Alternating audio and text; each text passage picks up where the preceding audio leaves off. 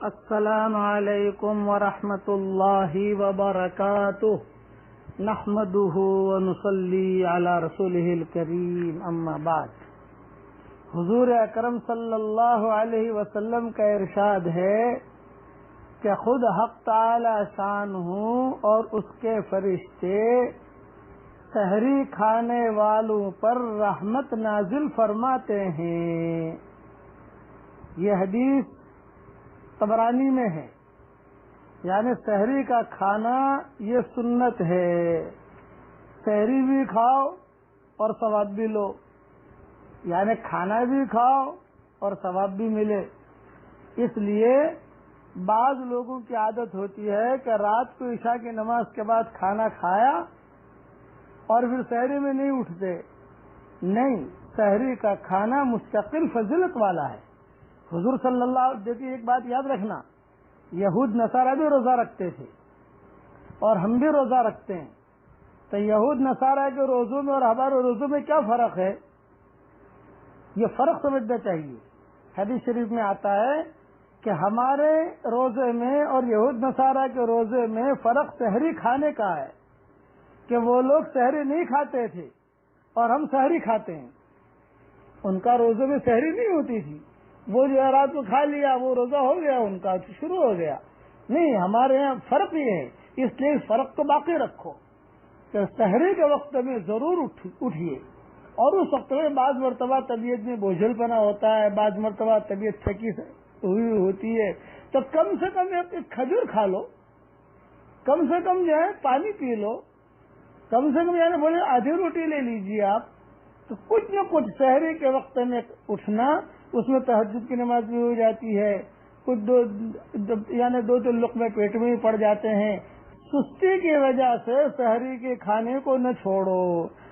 حدیث شریف میں آیا ہے کہ حضور صلی اللہ علیہ وسلم نے فرمایا، 3 چیزوں میں اللہ نے برکت رکھی ہے، جماعت میں اور سرید میں اور سحری کھانے میں۔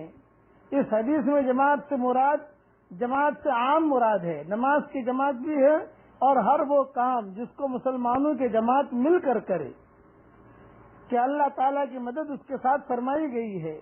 اور سرید یہ گوشت میں پکی ہوئی روٹی کہلاتی ہے جو نہایت لذیذ کھانا ہوتا ہے۔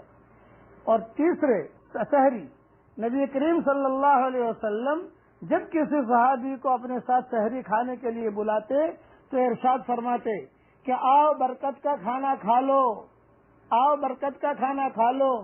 میری ایک نصیحت یاد رکھیے، سحری میں جب بچوں کو اٹھائے، بیگم کو اٹھائے یا بیگم شوہر کو اٹھائے تو یہ مت کہو سحری کا کھانا، بس یہ کہو آؤ برکت کا کھانا کھا لو، آؤ برکت کا کھانا کھا لو، آؤ برکت کا کھانا کھا لو، تو بچے سنیں گے، بچوں کو پتا چلے گا کہ ہاں بھائی یہ برکت کا کھانا ہے، آؤ بھائی سحری کا کھانا ہے، برکت کا کھانا ہے۔ اس کا مذاکرہ کرو سحری کے وقت میں کہ برکت کا کھانا ہے۔ اور یہ ذہن میں رکھو کہ ہمارے روزوں میں یہود نصارہ کے روزوں میں یہی فرق ہے کہ یہود نصارہ سحری نہیں کھاتے تھے، حضور نے فرمایا ہم تو سحری کھائیں گے، تو ہم کو تو نبی کے طریقے پر چلنا ہے۔ اس لیے سحری کے کھانے میں اللہ نے برکت رکھی ہے، اس لیے سحری ضرور کھائے کیجیے اور اس وقت میں دعا بھی کیجیے اور اس وقت میں اللہ تعالیٰ کو منائیے بھی۔ اور سحری کے لیے جب اٹھاؤ تو یہی جملہ کہو، اور بچے برکت کا کھانا کھا لو، او بیٹے او بیٹی برکت کا کھانا کھا لو، چلو برکت کا کھانا۔ عبداللہ ابن حارث ایک صحابی سے نقل کرتے ہیں کہ میں حضور صلی اللہ علیہ وسلم کی خدمت میں حاضر ہوا، آپ صلی اللہ علیہ وسلم سحری نوش فرما رہے تھے۔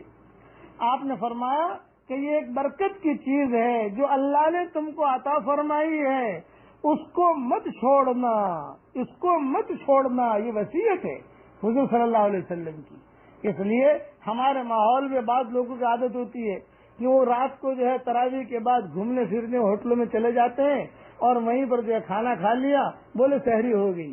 بھئی ٹھیک ہے آپ نے کھانا کھا لیا، لیکن سحری کے وقت میں کم سے کم ایک کھجور کھا لو تاکہ سحری کی برکت مل جائے، ایک گھونٹ پانی پی لو تاکہ کھجور کی برکت مل جائے۔ آئندہ کل مسجد اور مضمون بیان کروں گا، اور یہ پہلے سے میں دے رہا ہوں سبق، تاکہ جو ہے آپ آپس میں مذاکرہ شروع کر دو بچوں کا، سحری کا کھانا برکت کا کھانا، یہود نصارہ کے روزے میں ہمارے روزے میں بھئی یہی فرق ہے، اس لیے اس کو تو ہمیں ضرور کھانا چاہیے۔ اللہ تعالی ہم سب کو سحری کے کھانے کی بھی توفیق عطا فرمائے۔ بھئی توفیق تو اللہ کی طرف سے ملتی ہے، اللہ سے توفیق بھی مانگیے۔